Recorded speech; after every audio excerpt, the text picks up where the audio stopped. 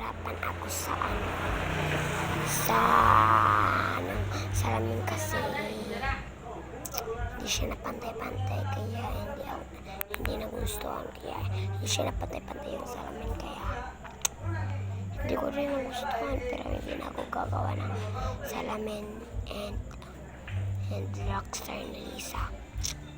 Hindi ako gagawa kasi wala na akong gamit kay Lisa kasi merong mga glitter dito, mag-crop top tapos mag-wig pa, hindi of course. Wala nang gamot mo.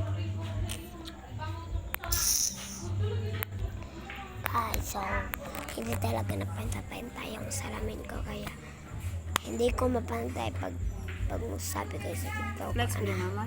Hindi. Yung sa TikTok baka merong magko-comment na rockstar na Lisa. So walang magko-comment na ganyan kasi bata pa ako. O, tingnan nyo naman katangkad ako.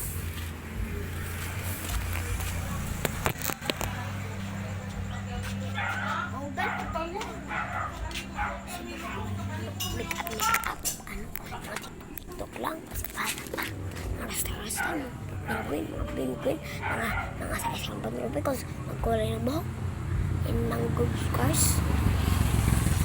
Kaya hindi talaga ko yun gagawin. Pantay-pantay.